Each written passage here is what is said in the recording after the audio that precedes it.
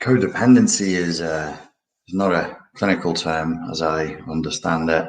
Its historical roots are in Alcoholics Anonymous, and so that means one is as a codependent, an enabler of somebody else's negative patterns of behavior. We permit that, we allow it, we are dependent on them for validation, we cohabitate with them, we are codependent. We exist as an adjunct to them, as an add-on to the entity that they are. We don't exist as independent. So codependent may and probably should be thought of as if there is a polar spectrum, two polarities, independence on one side and codependence on the other, we are at the codependent end of the spectrum. This means that we're looking to add ourselves to an actual entity's life for validation. Therefore, in a sense, our modus operandi is parasitic. We are not prime source. We are added to prime source. These are one of the many bitter pills, I think, that codependents need to swallow. I mentioned recently about the codependent false self being a mirror for the narcissistic false self. We are no less false than than a person with narcissistic personality disorder, and I think that the false self serves a very, very similar function. Our advantage over NPD is that we have the capacity to reflect. We have the capacity to be aware of where we're going wrong, and we have the capacity to adapt and change our behavior and to grow. So the prognosis then would be much more optimistic for a codependent to recover than it would be for somebody with NPD to recover. The course that I have coming out the end of August, did he say it would be the end of August? I think he said it would be the end of August. We'll be addressing this issue head on, very, very directly. The issue of authenticity. Why authenticity? Because if we're operating, probably we're not operating all the time from the false self. We're probably capable of operating from the authentic self. But myself and most of you here will be here because of problems in relationships. So the codependent mode of interacting with another human being in love, in romance, is the issue. So you might not be codependent in work. I don't think I'm particularly codependent in work. I'm not particularly codependent in my normal day-to-day friendships. I see codependency creeping in my family relationships, and I am at my most codependent in intimate relationships. There isn't really, again, another bitter pill to swallow, and this is just my humble opinion, much hope, I don't think, for long-term romantic success for a codependent. Bearing in mind as well that, strictly speaking, NPD is a form of codependency in that they are absolutely dependent on other people for their sense of self, by definition. So if you look at NPD and the classic NPD target, but you put them against the polar spectrum I mentioned before of independence, agency, sovereignty, and codependence, well, an NPD is not an independent entity. They don't have agency. They don't have sovereignty. They can't. They're not capable of it because they suffer from the same thing that we do on that spectrum. This is not a spectrum of abuse or exploitation. It's a spectrum of independence versus codependency. They are as codependent and as lacking in authentic adult independence as we are. So we share a similar sickness, which is possibly one of the many reasons why we're so attracted to each other. We have the same problem. We have the same way of interacting in the world. The codependent creates a false self so that if a predator comes, they can offer the false self to the prey and say, don't eat me, eat this straw man, this straw woman representation of me. It's a decoy. The narcissist, the NPD, does this from a predatory position. They say, behold, my false self. Does it not fill you with terror? Does it not fill you with awe, admiration, lust, a desire to subjugate yourself to me? So their false self is predatory. It's to make them better predators. It's a kind of, in biological terms, false signaling. They are not the terrifying predator that they present themselves to be, but that's the point of the false self. We are not the frightened prey that we pretend to be. But again, this is the game we're playing, and it's a game that we play non-consciously, without consent and without agency, as a result of childhood trauma. Now to authenticity. The way I've been wrestling with this, and it's been a couple of years that I have been giving this serious consideration. How do we this? How do we move forward? You know, I would like to be one day in a long-term relationship that had something to do maybe with the neighborhood of authentic love based on vulnerability, if it's possible. And I'm willing to accept that in the times in which we live, it might not be possible. In which case, you know, I'd be all right, but I'd be slightly miffed. Just to be so beyond romance, beyond long-term relationships, does it make sense to be an authentic adult operating in the world? And I would say absolutely. We don't want to operate from infantile defense mechanisms for the rest of our lives. It won't lead to a happy life. It can't. So if our problem is of the codependent scale, is that we fail to be independent because we're codependent, and we're codependent because I'm trying to build an argument empirically here, and we're codependent because we're operating from a false self instead of an authentic self, I'm kind of equating genuine adult agency and independence with authenticity. Does that make sense? I could be wrong. The two things may be unrelated, but I intuit that they're not. Where do we begin? Where do we begin? The course that I've developed, the hypothesis behind it is that we have learned as codependents to not show up for ourselves, probably because showing up for ourselves would have been a cause for great terror, punishment, mental and perhaps even physical torture in childhood.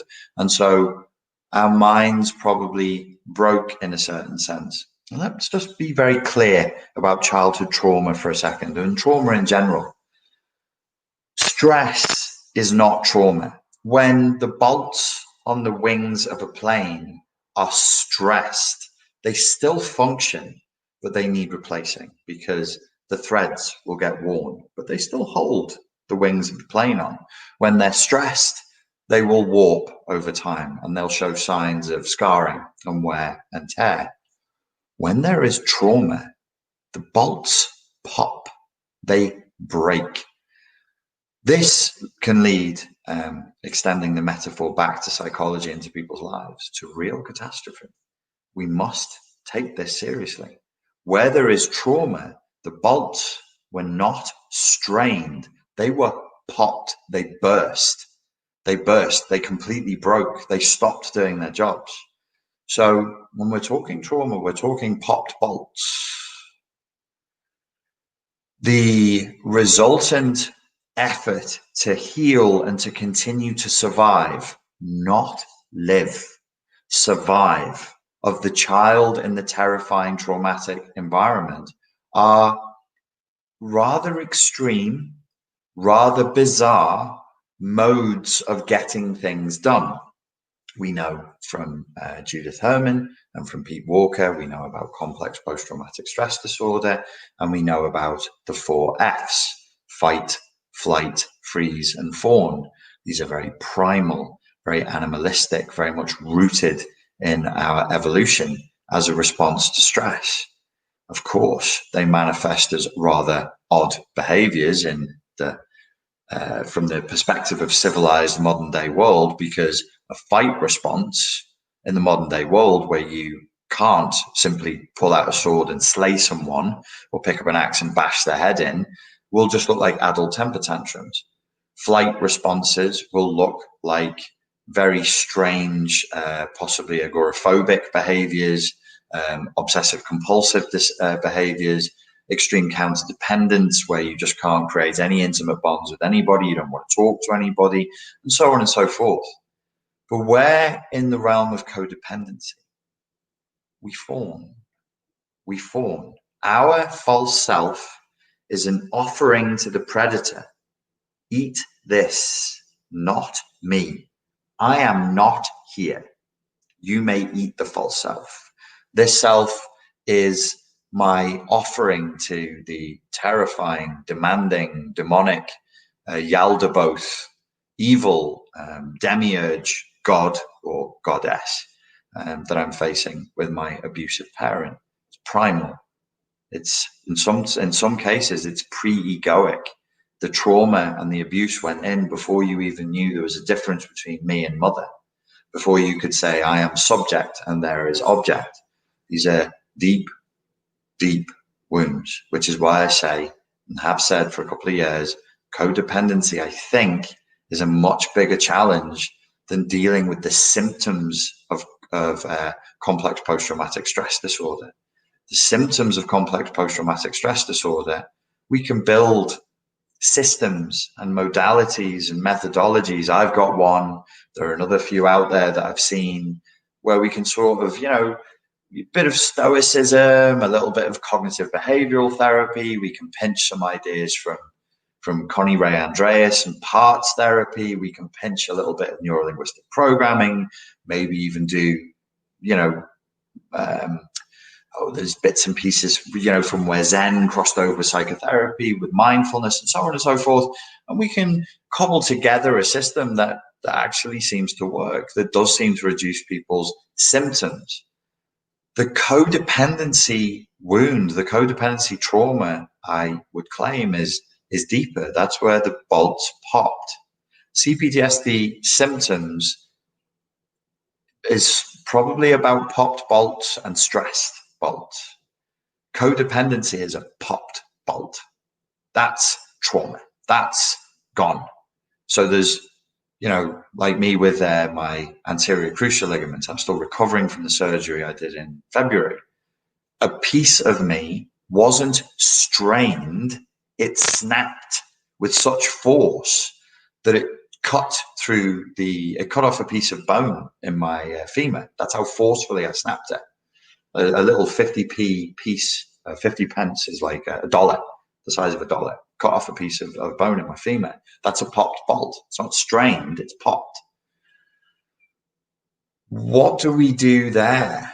If you have a bridge that's strained, you just fix the strains. But if the bridge is broken, bunk, it's gone. How do you you can't just take two pieces of bridge and go and stretch it and jam them together. You have to actually build something. How do we build the route back to the authentic self? What do we do about authenticity in our own lives?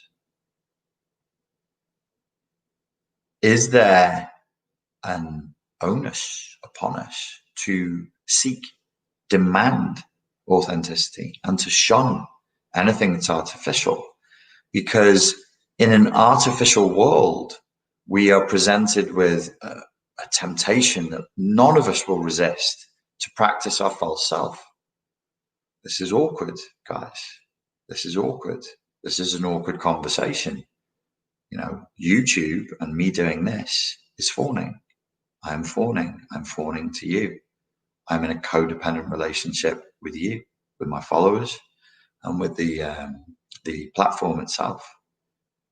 And it mirrors something that I was doing as a parentified child, where I would act as a little priest, a little confessor, a little psychoanalyst, a little philosopher to my parents, because that's the only way I could win attention and affection from them, which is why this project as it is is finite. It's limited. I can't, as I heal, I can't do this. It's sick for me to keep doing this.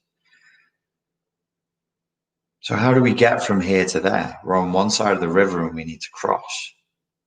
Perhaps one thing that we can do is we can demand authenticity from ourselves. And we can demand authenticity from other people. Perhaps something we can start doing as a habit is shunning that which is artificial. And when people are artificial and they're not truthful, we shun them, not because we're judging them as morally wrong, which I mean, if people are artificial but they're not exploitative, there's nothing morally wrong with that. Actors will do it, artists will do it.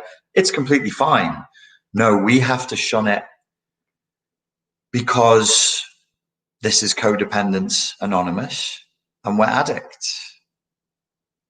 I've always felt that the right way to view codependency is as an addiction. Because if we don't, our egos will retroactively make up a story in which what we're doing is noble, dignified, spiritual, cosmic. We're Buddhists, Christians, we're egoless. We just give, we're empaths, we're psychics, we're star children, we're from the Pleiades, I don't know, whatever you like. We might be, that's all great, but if you're not coming from a place of conscious choice, it's false as far as I'm concerned. I mean, if you heal and you're sovereign and you have agency and you're authentic and you say, no, I am this, I would respect that. I would say, good, that sounds like the boundary choice of an adult. But how often does that happen? How often is that really the case? So many of us are faking it. We're just pretending. So in the same way that an alcoholic probably shouldn't hang around in bars with people getting drunk, we probably shouldn't be mixing with people who live on artifice, who live with artifice, who work in artificial environments. And here's a piece of advice from me to you, from the heart. If you do take notes when I speak, and I hope you do, because not only am I fascinating, but I'm incredibly wise, is actions speak louder than words. The fawn response and being a codependent, much like the NPD state, PTSD reaction formation, if you want to be fancy with the language, you say it's a reaction formation. It's a defense against a wound. Okay, cool. We're impressionable. We're naive. Why? Because we're not growing up. Why? Because we're not here. We're simply not here. There's only a facade of me that's here. The real me is over there. People say to me, you're on the MBTI, you're me. You're an ENTP. Yes, my YouTube persona, my social media persona is an ENTP. I went back and did the MBTI test again, and I'm an INFP. I'm like the most introverted and highly sensitive you can get. But that doesn't really work on social media. So the false self that I've always had since as long as I can remember, I used to want to be an actor. That was what I wanted to do. Goes, what works on social media? Well, you kind of need to be somewhat cocky, somewhat outrageous every once in a while. It's kind of like stand-up comedy at times. You got to push people. You got to get a reaction from people. It can't be vanilla. Vanilla is the worst flavor. But push it a little bit. Okay, so it shows up as cocky, sometimes a bit arrogant, opinionated, loudmouth. Okay, but that ain't me. That ain't me. So it's not authentic. So am I allowed to do it? I am. Hello, my name's Richard. Welcome, Richard. Yay. Welcome to Codependents Anonymous. I have a problem. I am an addict. What are you addicted to? Pleasing people. Pleasing people. I'm addicted to, so they say like a narcissist is addicted to applause. Yes, but they want the applause that says you are wonderful, you are the best, the most terrifying, the greatest mathematician, the greatest piano player. I want to be told I'm the best helper. I'm the best stage furniture mover. That's where I get my kicks. It's pitiful. It's a slave mentality. There's nothing dignified in this. There's nothing spiritual in this. There's nothing noble in this. It's a sickness. It's an addiction. So, do we need to treat it like that? And I would say yes. I can't afford artifice. I can't afford to be around people who are being artificial. You will say, because you are impressionable and naive like me. How do I know when somebody's being artificial? And I reply from the heart. This is what I've learned. Actions speak louder than words. We are vulnerable. We are addicts. We are vulnerable. When somebody gives us the old flim flam and a bit of the double speak and a bit of the, when somebody's going to come along and pimp you the way that they do, you'll fall for it. You'll fall for it, and you'll keep falling for it. And if you are hoping that your age will bring you wisdom, I have multiple clients in their 60s and 70s who will tell you, please don't wait to do something about it, because there's nothing that says you automatically get wiser with age. So don't wait. We have to do something about it. If you're not sure, look at how the person has lived. Look at what they've invested in. They'll tell you. People tell you how they've lived. They'll tell you what they've invested in. If they've invested in trickery, if they've invested in artifice, if they've invested in scamming people, fooling people, or they've been engaged in sleazy business operations, or they've you name it. You name it. Don't split. Again, we're addicts, we're vulnerable, probably don't perceive reality as it is. Ooh, that doesn't feel very nice to say. But isn't it true? Isn't that why you're here? You're still watching me because it's not fixed yet. Okay, so we're vulnerable, we're naive, we're impressionable, and we'll listen to somebody's words and even ignore their actions. I think Sam Vaknin said, the narcissist has a very good idea of what other people are really about, but a terrible sense of themselves. They've no real idea of who they are, but they're very good at scanning others.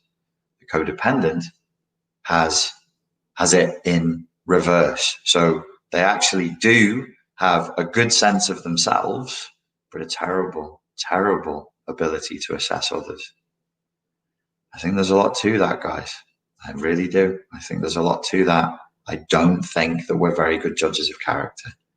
I don't think that we look at the evidence in front of our eyes. I don't think that we listen when the person says, I'm the devil, I'm a vampire. If you let me in, I'll ruin your life. No, you don't mean it, you little rascal. In you come, Nosferatu. Have a sit down. I'll get you a nice cookie. And he's like, I'm not here for cookies. But that's what we do.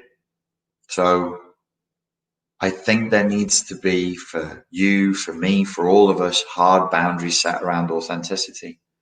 We want to be, we need to start practicing being authentic, which means telling the truth to ourselves and to others. We need to build connections with people who are authentic. We need to watch our addiction, which is to falsehood and artifice.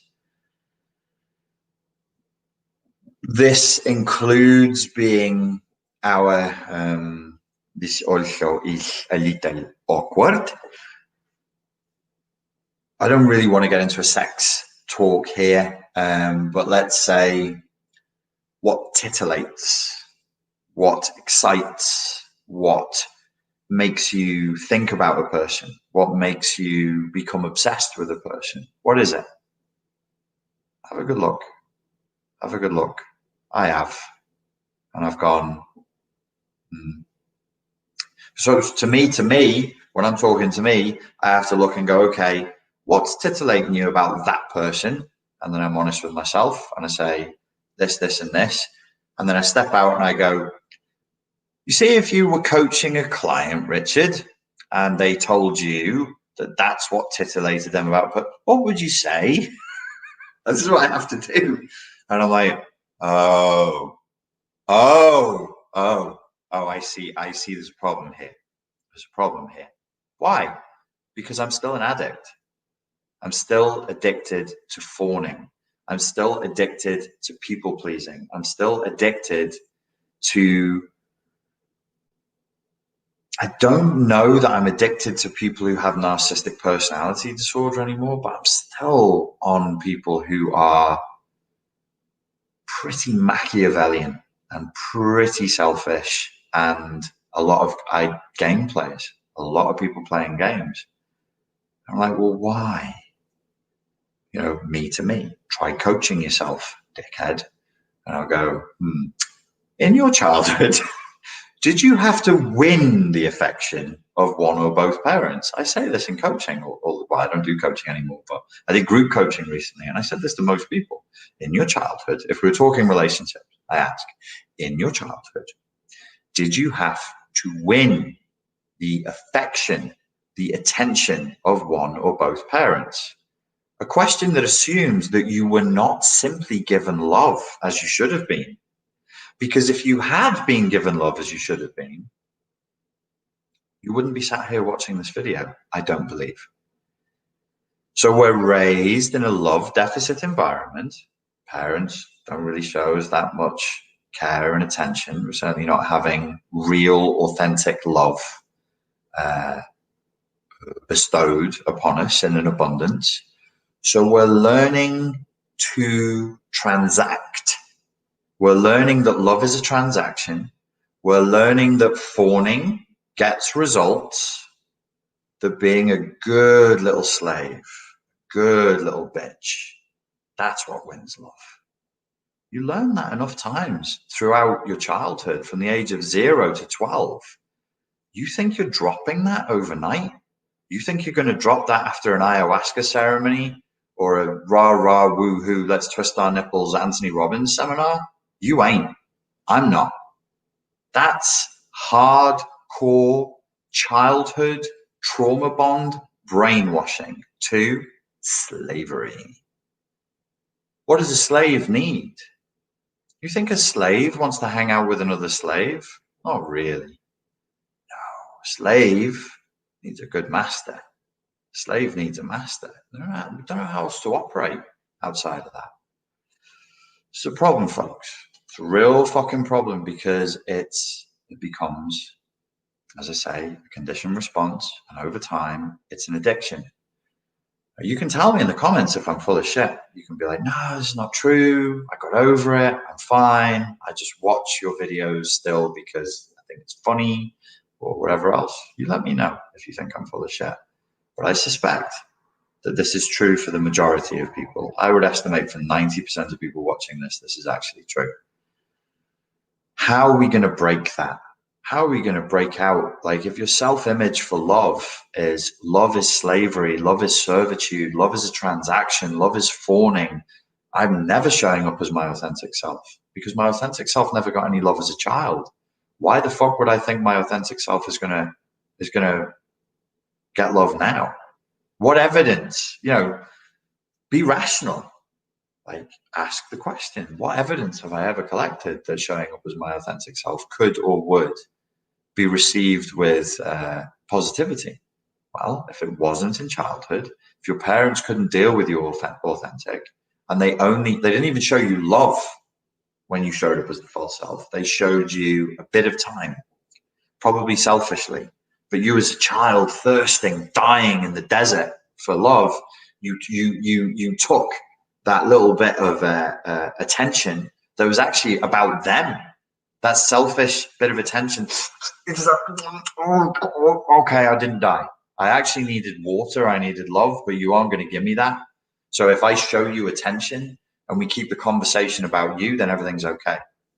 Again, my advice from me to you, human to human, not black belt up on the mountain bestowing great wisdom on pieces of stone. just what I reckon as a human being, I think happens, is we start looking to interact with people who are miserly with love, who aren't interested in your authentic self, who actually hold your vulnerability and your truth in contempt. They see it as a sign of weakness. Sam Batman did a video just yesterday talking about how narcissists hate empathy. They loathe empathy. They see it as a total folly, total weakness. They see it as a vulnerability to be exploited. How many of you all in the class want to raise their hands and say, like, you know, you suspect that the partner you were with saw vulnerability as weakness and held your truthful self in contempt? What? You know, it's just me. Don't leave me hanging, guys. Surely, right? You can give me a little hand in the comments. Many of us, right? Many of us have lived that. So what are we going to do? I think you've got to start saying, here's a hard boundary. If we're talking romance, you can't play games with me. If you're going to play games with me, no matter how much it hurts me, I have to pull my arm out the bear trap here, no matter what it does. Because if I stay, I'm going to die. I'm going to waste my time and I won't get it back. I'm going to die. So if you're going to play games with me, I've got to go. If your life is based on artifice, trickery, seediness, weirdness, fraudulent behavior, you got to go. I got to go. We have to have that. If you won't commit to authenticity and telling the truth and being open, hard boundary. You got to go. If you won't or you can't offer love to who I am authentically, and you see my vulnerability as weakness, you got to go. You just got to go. And the fifth thing I would say, again, not black belt on the top of the mountain, just me to you. It's on my mind a lot. If the person you're with doesn't make you feel safe, doesn't make you feel like it's safe to love them, has you feeling paranoid and insecure because they hold back pieces of information, they polish the truth, they present narratives, they're inconsistent, you've caught them out in multiple white lies, whatever it is. If it's not safe, you've got to walk away. You don't waste your time. Don't waste your time. They hold us in hope. They chain us with hope. Do you remember that film? It was a good adaptation of a Stephen King novel. So there's two good adaptations of Stephen King novels set in prisons. One is Shawshank Redemption, and the other one is The Green Mile. And John Coffey, I don't want to ruin the plot line for you, but one of the plot devices, and I recommend watching the film, and I think the Shawshank Redemption I read a few times. It's a great book, great film. The Green Mile, I think, is only a short story, but I remember it was a good one. But one of the concepts there that John Coffey, who is like he's not bright, but he's powerful. He has like almost supernatural powers. And he said of a particular case where there were two victims, he said the killer killed them with their love. He coerced them through their love for each other, through their empathy, through their humanity and compassion for each other. He held them in place and killed them with their love. And he says, that's how it is all over the world. That's how it works. That's how this world works. People are held in slavery, waiting for execution. They're being killed with their love. We have to watch for this. We have to watch for this. Having your love, your trust used against you so that you're held in place and bound is no good. Having your hope, and hope is a good thing. Optimism is a good thing. But passively hoping that things will get better with no evidence, instead of just rising up and rebelling or taking action, is not a good thing. That kind of hope Nietzsche spoke of. And Nietzsche said, hope is, in effect, the worst of all things because it prolongs the suffering of man. Think about that. Statements like that cause people to say that actually Nietzsche probably wasn't really a philosopher as much as he was a psychologist. That's a statement for a psychologist. Really, really is a statement for a psychologist.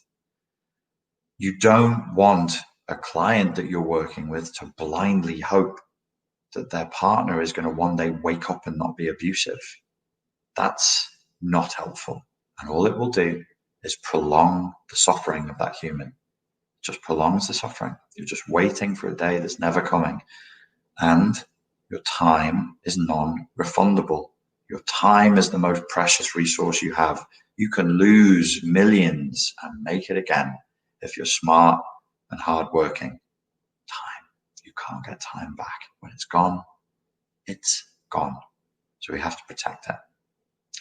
I'm going to stop there. We talked about some hard boundaries. We talked about authenticity and codependency as an addiction. I'll take some questions. If you could make them one sentence long and end in a question mark, that would be really helpful for me.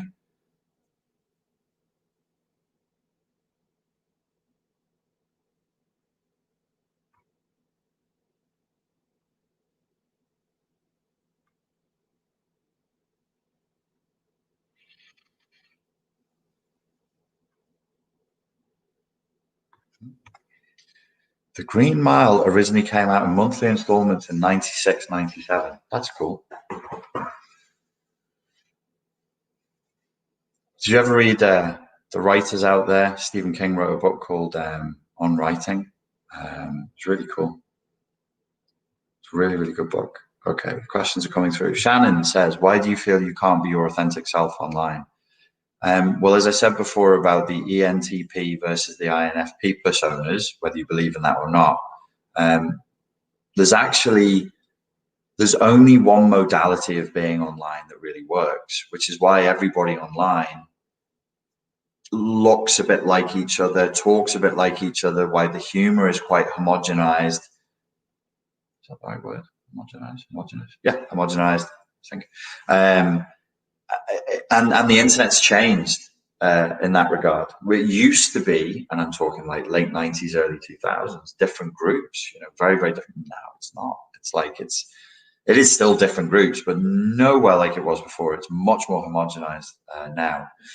I mean, I can be my authentic self to a degree, and that's my job. It's not my job. It's my task. It's my dharma in the Hindu sense. Like I have to try to be my authentic self more online. That's to help me overcome my personal addiction and hopefully to sort of provide an example for that. So that's what I'm doing in this video. I'm trying to stay in my authentic self and not slip into the artificial persona.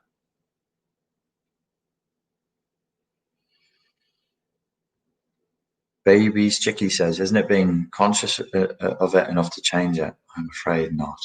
I'm afraid not.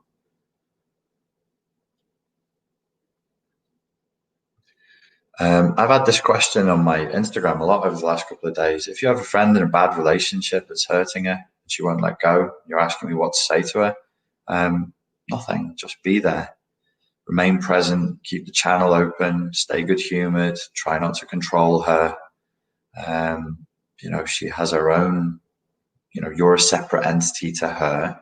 She needs your love. She needs your support. You don't give boundarylessly. If it gets too much for you, you can tap out. But otherwise, if you want to help her, just be there and support her. Freedom says, well, hello, Clarice. Do you still hear the lambs cry? Yeah, that's a good story about trauma, childhood trauma, and codependency. I said in another video, the Hannibal Lecter video, that Clarice Starling, Clarice Starling is in a codependent relationship with the FBI. She's in a codependent relationship with this faceless institution that comes to represent her father, her dead father, the dead night watchman. And she's trying to please the dead father. She's almost working for this, for the Federal Bureau of Investigation, is like summoning the dead. It's this gruesome, ongoing repetition compulsion ritual she's engaged in. And it's as close as she can get to him by serving the needs and the ambitions, some of them not so nice, of older men in a position of power in this system. She thinks that she can validate herself in the eyes of her father, which of course Hannibal Lecter, it's alluded to in the films, it goes much deeper in the books, tells her, like, you have no hope, Clarice, no hope.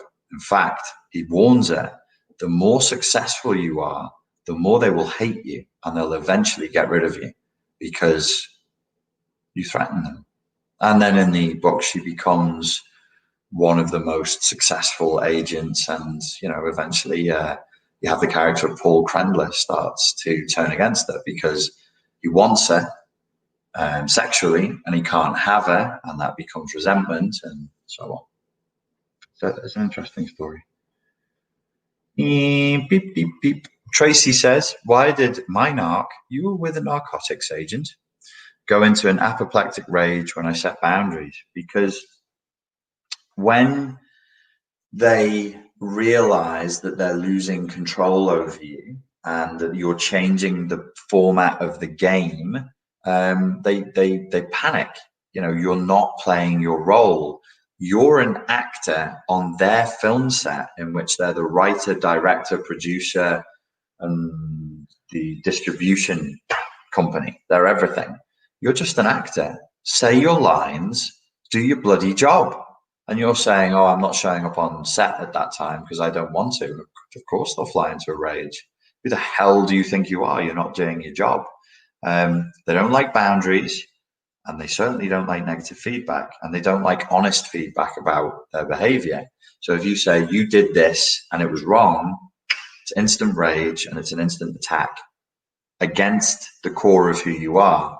And it's very common for them to accuse the person who's saying to them your behavior doesn't make sense to turn it around and be like, oh no, it's because you're crazy that this happened. And that is called gaslighting. Renee Christine says, have you looked into attachment theory at all? I have.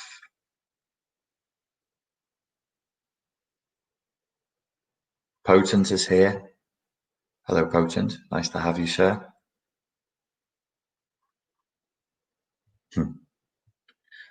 Christine Sterling, your name is so close to Clarice Starling. Will you explain codependent and our manipulation tendencies? Well, this is another thing that we share with narcissists. Because the authentic self is in the background and only the false self is present, we are control freaks, and we're trying to control reality. We're trying to control love. We're trying to control the amount and the way and the type and the style of love that we receive.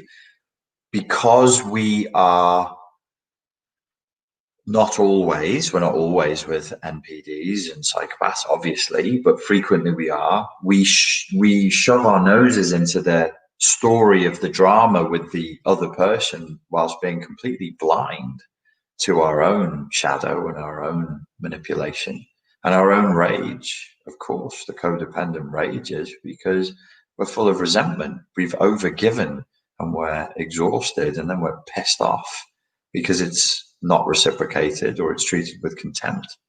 So Dr. Saeed on YouTube talks about this, the resentful codependent and how the codependent can turn quite nasty. Maria Berry says, I love Silence of the Lambs. Hannibal is my crush. Me too. How do we deal with a narcissistic parent, says Callie. The same way that you would deal with anybody with NPD. You really have to reduce contact with them. There's no other choice, because any and all contact with an NPD is an opportunity for them to abuse, and they're not going to let it slide by. Oh no. As I say, they're control freaks, but they're not trying to heal the world. They're not in the carp man triangle.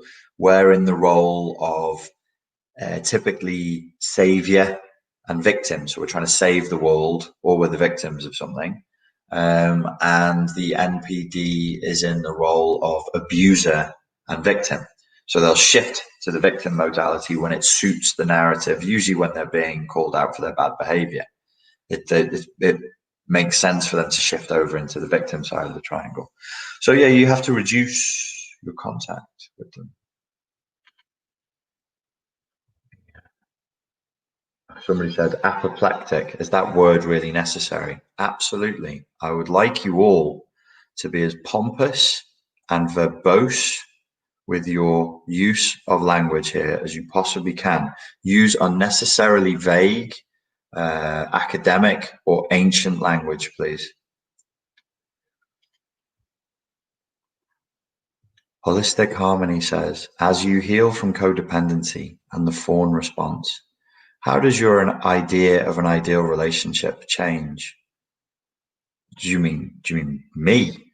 I'll just assume you mean me because I'm the one talking. Perhaps you mean one's idea of an ideal relationship. Well, I think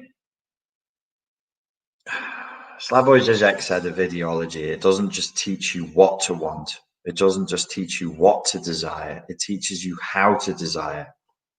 So to the extent that I've managed to heal at all from my codependent and fawning tendencies, I've noticed I'm questioning the very way I do relationships, the very way I do attraction, and the very way I do the desire of another human being.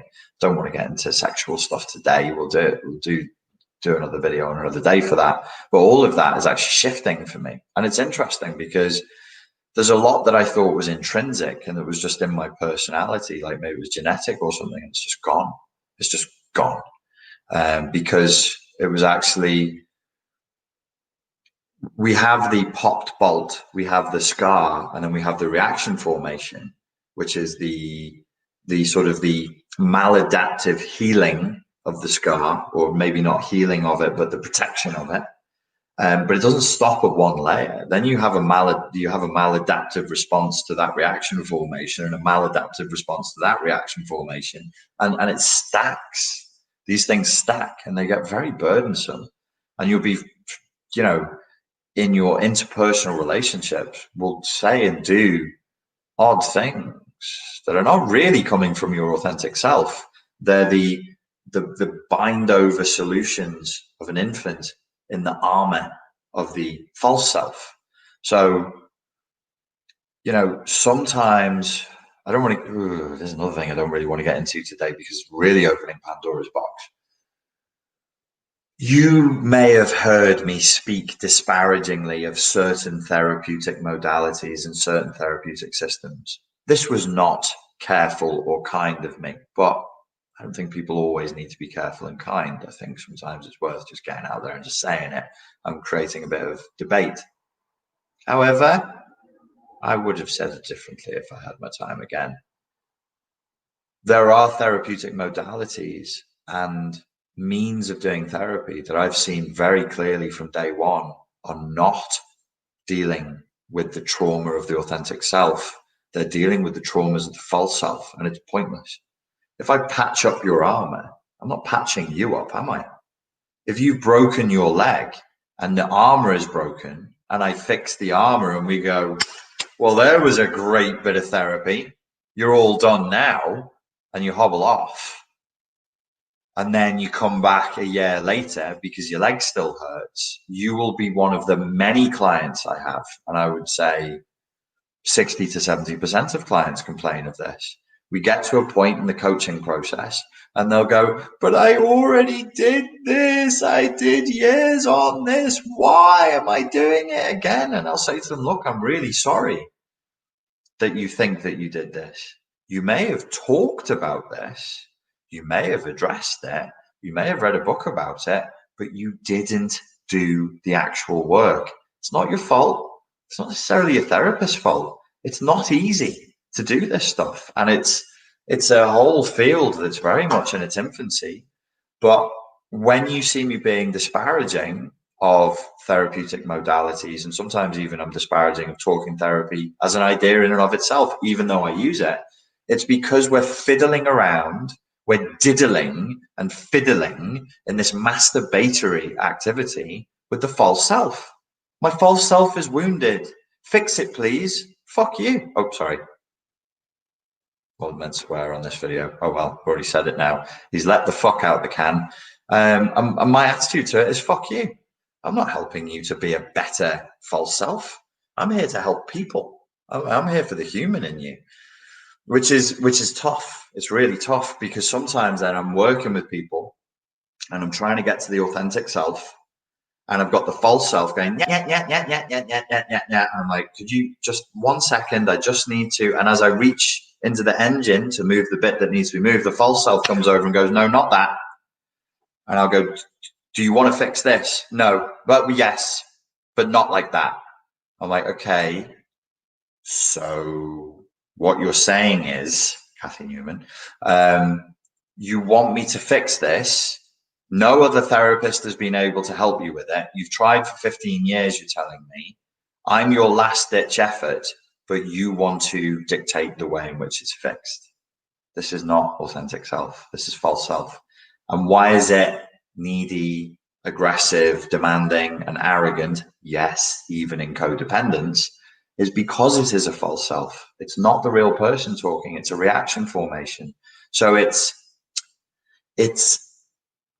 of course it's spiky and grumpy and defensive and deceptive.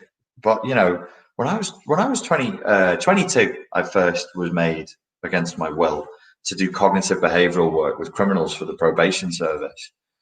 And then I had, I was lucky I had quite a bit of experience of working with people. And I'd be saying to the other counselors, I'd be like, why do people lie? Why are the clients lying all the time? And they'd be like, well, they're not lying as such. They're confused. And I'm like, nah, these people are lying to me. So it's false self. We're fiddling in the area of the false self. So if any of you watching this feel like you did therapy and you worked through your issues with your mother, your father, your child, but you're still here and it's so frustrating, and people, almost men, women, multiple ages, multiple ethnicities across, they're nearly in tears. They're like, I already did this. Why is this still here? And I'm like, because you and your therapist worked on the armor that was broken, not on the leg that was broken. That leg healed itself and it's a mess. It's a mess. The bone's all twisted. I'm extending the metaphor now, of course. So yeah, it changes. You asked me about relationships. If you're doing authentic work, deep work, for me now, I would say 90% of my idea of what relationships were or should be, it's gone. I just kicked it out. I went, nah. What is all this junk, this weird, cultural, historical junk that I just don't need, and I don't think the other person needs? Because I'd get into the early phase of a relationship and I'm trying to push this on them, and they're like, I don't that. And I'm going, I don't really want it either. I don't know why I'm doing that. So yeah. I went off on that one, didn't I? Anyway, it's good. Remember that, guys. That was a good one. It was a good metaphor. Very, very proud of that. Fixed the armor, not the flesh underneath. Yep. We like that, didn't we? Do you, Final Fantasy Melanin, do you think id is the false self? No. I think Freud's id has nothing to do with the false self that I'm talking about here. I don't think.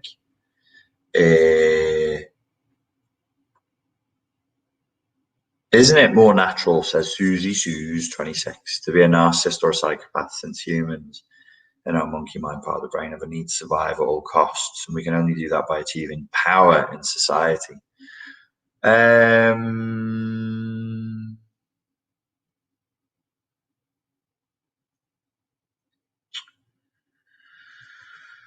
Well, I think that you've got to understand that like being a narcissist and being a psychopath are maladaptive, which means that their lives don't work. So, um,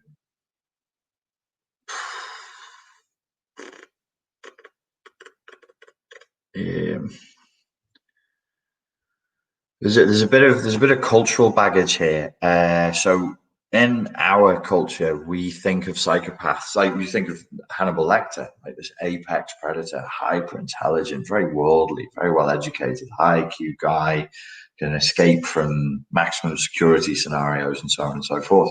That's not what a psychopath is. Our notion globally of what a psychopath is a largely American invention to the extent that it largely comes from research done in American prisons.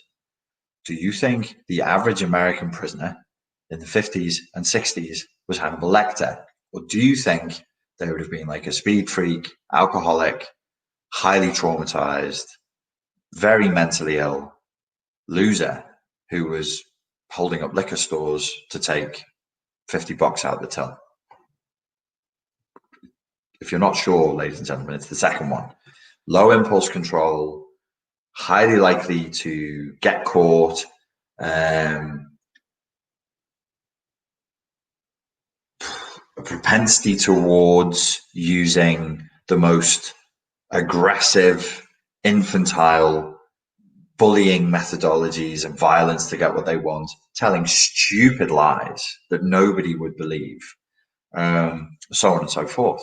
So when you say, does it make sense to be a psychopath to compete in this world? That's the glamorized view of what it's like there are successful psychopaths, there are successful narcissists, but they're the exception, not the rule. So I would say no, an authentic human is the correct modality for competing in this world, because me as an authentic human and you as an authentic human is not a fucking pushover. We're not pushovers.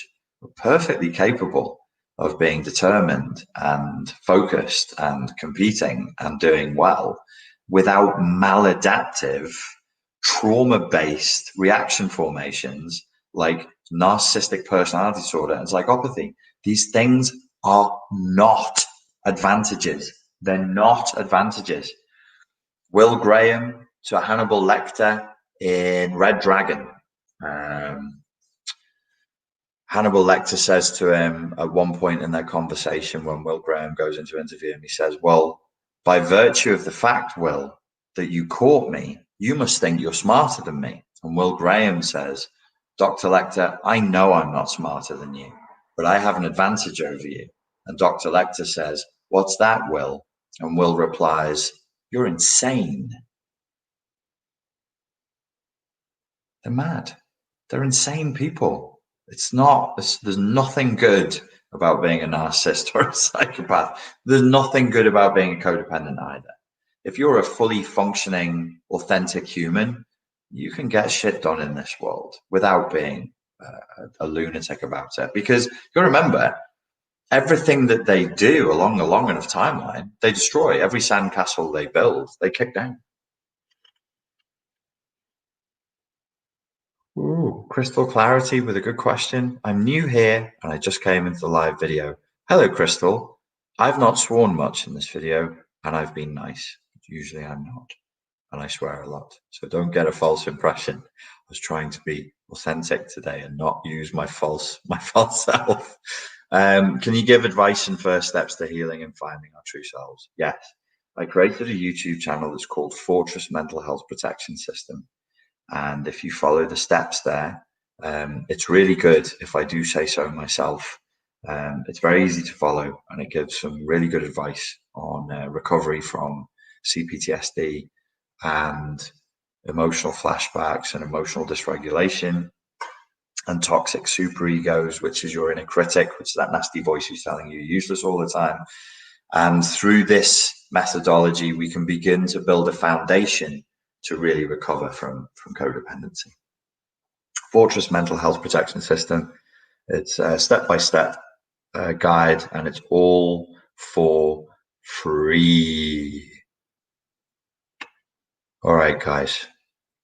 Potent says 100% and offers the all-seeing eye of Horus. Okay. I think I'm going to stop there, folks. I'm a little tired. I hope that was useful, and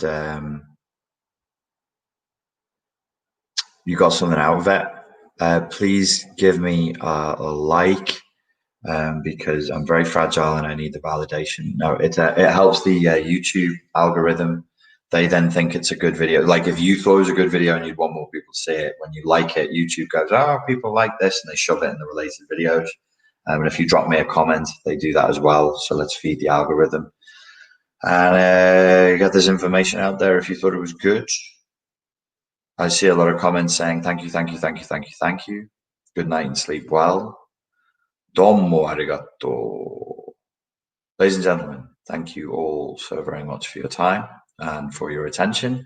I hope that this was useful, and I look forward to speaking to you all again very soon. Cheers.